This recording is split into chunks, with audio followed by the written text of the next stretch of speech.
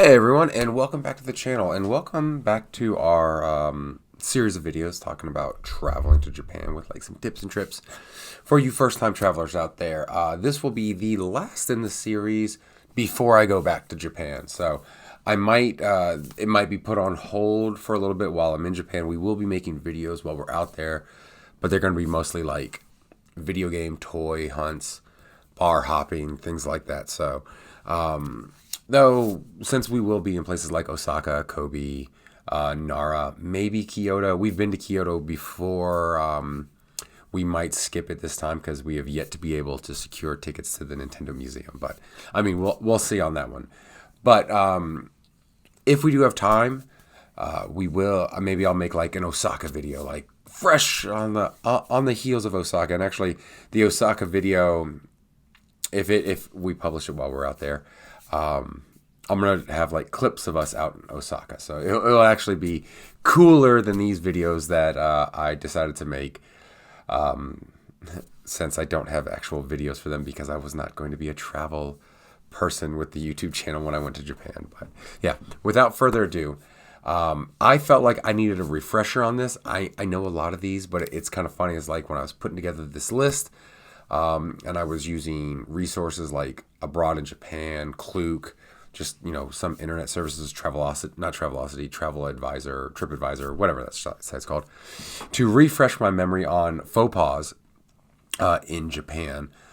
This is kind of a shorter list. This is kind of a general thing that, something that might not be common sense to a lot of Westerners. So I just wanted to put that down there for everyone. And like I said, kind of a refresher for myself as well, because I don't want to be doing any of these on my trip to Japan because it's been almost 2 years since my last trip. So, you forget things, and I definitely don't want to be that tourist. So without further ado, here are my top 15 faux pas not to do in Japan. First up, we're going to do some like public spaces things. And the first one is don't eat and drink while walking. If you get like street food or something from a vending machine, things like that, you're kind of expected to either pack it up and take it with you to your destination if that's where you're going to eat it or drink it, or just eat or drink it at that area. Because generally speaking, if you're at a vending machine, they will have waste bins there, be it recycling or just trash waste bins there, because you won't see too many waste bins out and about while walking through like places like Tokyo and things like that. Or if you're at a street vendor, like you pick up some chicken, a bun, things like that, you're kind of expected to eat it there and throw away your trash because there's usually like a waste bin by these street food vendors. So yeah, you're not like America where we're always on the go, where you get your Starbucks coffee, you get your donut or whatever you're eating and drinking. I'm never going to do that hand gesture again. You're eating and drinking while walking to your destination, while like walking to your office or class or whatever. They don't do that in Japan, so you shouldn't either. One of the main reasons not to do it is because you don't want to bump into somebody and spill your drink or your food all over them and things like that. It's just common courtesy. And again, a lot of these faux pas will be common courtesy because that's one of the nice things about Japan is the straight up common courtesy. People have respect for other people's spaces and things like that. So definitely don't eat and drink while you walk. And going back to the eating and drinking while you walk, hold on to your trash. Like if you do get snacks from a convenience store or things like that, and you exit the convenience store, you eat and drink, and there's not a waste bin there, or if you pick up food from a street vendor and they don't particularly have a waste bin, you're expected to hold on to your trash. So just like put in your pockets if it's small enough, throw it in your backpack until you get to some sort of waste bin to throw it away. And honestly, like this one shouldn't be said because no matter where you are, you shouldn't be throwing your trash on the floor or on the ground in public and things like that. But yeah, just if there's no trash can where you eat or drink your food, just throw it in your pockets, throw it in your bag, and then go off on your adventure. And when you find a trash can, just empty out your pockets and things like that to get rid of it. And then next one, this one is especially for me since I'm just getting over a cold and allergy season is coming up. In fact, right now, I think I'm completely over my cold. And I think this is all allergies at this point for me. Do not blow your nose in public. Honestly, you probably shouldn't do that in general. I try not to just because it's gross looking. But yeah, if you're stuffed up and everything like that, there are a lot of public restrooms around Japan. Just, excuse yourself to the restroom, blow your nose, take care of all that, throw everything away, and then, come back out and things like that. Just don't blow your nose in public. It's gross. It's considered very disrespectful. Don't do it. And then next up, if you decide to take a taxi cab, which I would say avoid that at most costs, like walk or take the subway if you can, because taxis are very expensive in Japan. But if you do take a taxi in Japan, do not open your own door. They've got a cool little release mechanism. The door will open automatically for you. You hop in. When you exit the taxi, again, it will open for you. Just go ahead and hop on out. You do not have to worry about opening the door for yourself. That is kind of a hygiene thing. So, you don't have hundreds and thousands of hands grabbing at the door and things like that. So yeah, you don't need to open your own doors in Japan. It is really cool though. It is a cool experience if you take your first taxi in Japan and the door just opens for you. So yeah, enjoy that experience. So next up, when you go to buy things, don't count your change when you get it from the clerk at the store or anything like that. That's considered very disrespectful because you're basically saying they're a dishonest person. It's not they might have accidentally not given me the right change. Basically, when you count your change in front of them, you're telling them, I don't trust you to have given me the right amount of money, and I'm going to count this in front of you to make sure. So don't count your change when it is given back to you. Which also, that kind of correlates into the next one. When you pay for things, generally speaking, there will be like a small tray, be about this big, a little oval shape. When you are paying, do hands. You put your money, your cash in there or your credit card on that tray, or you just gently try to space out the change. You gently put your change in there, and they will take the tray back. They will count, pay, and they will hand your change back on that tray. So yeah, that was something weird for me on my first trip there. I kept wanting to hand my money directly to the person or my credit card directly to the person because that's kind of what we do here in the States if there's not an automatic card swiper or things like that. So that was something. It took me a couple interactions to get used to, but I had it down pat by like my second or third day in Japan.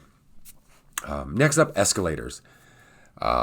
This when I worked in DC, this was a big just a big gripe with me with people on the escalator. It's like here in America, we stand on the right, we walk up on the left.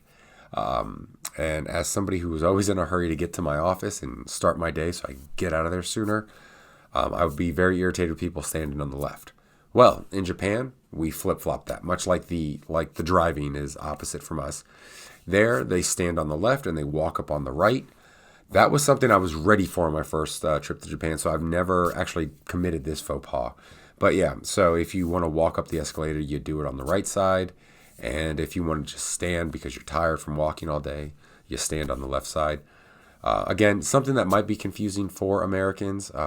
But luckily, like a lot of busy stations and airports will actually have signs telling you what to do. And if they're busy, you'll probably see just a row of people standing. Because what's kind of funny to me, if you're at a busy train station, you'll see a line for people just wanting to stand. There'll just be a long line on the left and like no one going up the right. So a lot of times I would just walk up the right because there just wasn't a line. So yeah, complete opposite of America. And speaking of those public transports area, when you're on public transport, be it train or bus, be quiet. Don't make a lot of noise. If you're with friends or family members there and you need to communicate, soft whispers. Don't be too loud on there. If you're going to be messing with your phone or your switch or something like that, some sort of electronic, make sure you got your earbuds in or, the volume's turned off. It's considered extremely disrespectful to make noise on the public transportation or really kind of public spaces in general, like indoors. Treat it like a library. Public spaces are public spaces, but they're also not public spaces. There's leave people alone, things like that. It's one of those weird dichotomies of Japan. So yeah, if you're in a public space, especially public transportation, be quiet. unless it's like a bar or something like that. You can be loud and raucous in a bar. And speaking of bars, when you sit down, especially at like the small izakayas, when you're at a bar and the waitress or waiter comes up to take your order, simple drinks, beer, cider, just something you can order really quickly. Especially if you're out with other Japanese, because I know Americans will just be like, I don't know what I want. I'll just take a water. Or it's like, you're looking at the menu, you don't have your decision made, but you're not going to order something quick. That is definitely a faux pas in Japan. You're supposed to just, get that order quick, and then, you do your more complicated or things you need to think about beforehand. So when you sit down at a bar, be ready with just a quick drink order, be it a beer, a highball, a cider, just something right off the top of your head that you want, so you don't keep everybody else waiting for their drinks, because the waitress is not going to like go put their order in and then come back to get yours. She's going to wait until you order your drink as well. So again, this is considered rude to your compatriots when you're at the bar. So just be ready with that first drink order, so everyone gets their drinks in a timely manner. And when it comes to drinks, let's say you're sharing a bottle of wine, sake, or even something simple as like just a sheriff of water for the table. Do not pour your drink first. If it's a communal drink thing like that, you take it and you pour for others first, or at least offer, and then you would do yourself last. And generally speaking, you don't really want to pour your own drink either. You want to let someone else do it, but that can also be considered awkward. Again, this is another thing, like if you're with other Japanese folks at dinner, like if you're with a bunch of Americans, I don't think anybody's going to care. You might get some funny looks from other tables, but it is considered customary to pour others first before you pour yourself in Japan. So just something to know if you're out drinking and you make some first-time Japanese friends, just something so you don't commit a faux pas when out. So kind of going from drinking at the bar to eating. If you're at like a ramen shop, sushi shop, and you get your chopsticks, especially those disposable chopsticks. Now, see, I've never done this before, so I didn't even know this was a faux pas, because I think it's weird, but a lot of people will open their chopsticks and rub them together. Don't do that. That is considered rude. You're basically saying, even though these are disposable chopsticks, you're saying to the restaurant, hey, you gave me low quality shit. So don't do that. Open your chopsticks. They'll be fine. You don't need to rub them together. And like I said, I've never done that. I've never thought to do that. So yeah, just don't do that. Continuing chopstick etiquette, there's quite a few. Don't pass food with your chopsticks. Again, this is something I never thought to do anyways, because sometimes it can be hard enough holding pieces of food with your chopsticks. So trying to pass it via chopstick, chopstick to chopstick would be kind of weird. If you want to pass food to somebody, you pick it up with your chopstick and you put it on their plate. You don't try to pass it to their chopstick, kind of thing. And maybe being Westerners with forks, you can't really pass food with forks.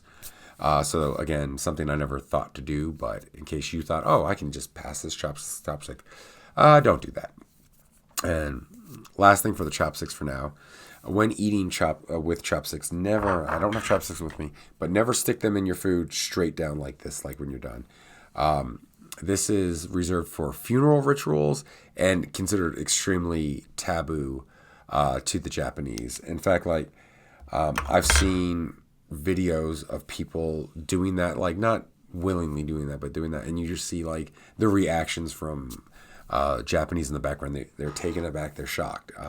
It's a symbol of death, and just don't do it, because you will get like reactions, not just like weird looks from people, but you'll get reactions from people if you do that. So don't stick your chopsticks straight down in your food, like your rice or anything like that. Just kind of lay it on the side of the bowl. Sometimes if you're at a nice restaurant, there'll be a little thing you can just sit your chopsticks on when not using them. So yeah, just don't stick them straight in your food. And when your meal is done, or your drinks are done at the bar, do not tip. Japan is a non-tipping culture. You actually get charged a table fee, and it's usually pretty inexpensive. It's usually like 300 yen. You usually get charged a table fee at the start of your meal, and that's kind of the tip. That money goes to the server, and usually with that table fee, you also get like a small like appetizer thing, whether it be like a little bowl of nuts, small little salad, or something like that. So that's kind of considered the tip. You don't leave tip for service, because Your servers are expected to give you high quality service, not based on any kind of reward you're going to give them, but out of respect for you, out of respect for their establishment, and respect for themselves in a sense. Many, and it's kind of funny in a sense, many Japanese waiters, waitresses, bartenders don't consider it like an honor to get a tip. Like, oh, you did a great job. Here's a reward, kind of thing like that. They almost see it as disrespect. Again, it's kind of a difference in cultures and the way they do things there. So I did do this on my first trip to Japan, and I knew better. Like, I had watched a video that said, don't tip. And my just American habit, I gave a tip, and the waitress came running out of the restaurant after me, saying, oh, you forgot your money, you forgot your money. And that's when it clicked. It's like, oh shit, I'm not supposed to tip. And I was like, oh, arigato gozaimasu. Thanking her for bringing me my money because I felt like a jackass. But at least I could play it off like I just forgot my money. I'm a moron. So yeah. And generally speaking, at most restaurants, the price you'll see is the price of the dish, included tax. So if it says 800 yen, it will be 800 yen, and you will just pay your 800 yen and leave, kind of thing like that. So yeah, no tipping. Just don't do it. Even if it's the best service in the world, it makes it awkward for the server because they will not accept the tip. They will try to hunt you down and give it back to you. So yeah, just remember, don't tip. And then lastly, comes the business cards. And this one, might not apply to you at all, but you might be going over business, or you might meet some business people like while you're out and about singing karaoke, and they want to give you their card so you can get back in touch with them. When it comes to business cards, I'll use this photo of me from Japan. When it comes to business cards, if you're going to hand a business card, you hand it like this with a bow, and that's how you receive it. You take it, you bow, and you take it from them. Do not just stick it in your pocket, or especially don't put it in your back pocket because you're sitting on their face. Because this is kind of like an extension of them. So you want to treat it with respect, the same respect you would give them. So if you've got a top pocket or something like that, or maybe you put it in a nice spot in your book bag or something like that, treat it with respect. I carry a passport wallet with me, so I will I've gotten a few business cards in Japan from meeting people. I will put it in my passport wallet, which usually goes in the side pocket of my bag or in my back bag. So I treat it with respect. So I always treat business cards with respect and things like that. So that will do it for these 15 faux pas when traveling to Japan. I hope it was useful to you. And like I said, this will be the last Japan video before I actually go back to Japan. We'll be filming a lot of fun stuff in Japan. Like I said, game hunts, toy hunts, car hunts, model cars, not real cars. We'll be going to bars and restaurants, and we'll just be filming around Osaka. And so, like I said, the Osaka video, the Nara video, the Kobe video, if we go back to Kyoto, those videos will actually have us in places and B-rolls, and not just me sitting here in my office chatting with you guys. So thank you for watching. Don't forget to like and subscribe. If you know someone going to Japan and you don't want them to make a fool of themselves, feel free to share this video with them as well. Comment below if you have some faux pas to add to this list. Definitely welcome, because that will help other travelers out. And you know what? Have a great rest of your day. I'll see you guys in Osaka. Bye now.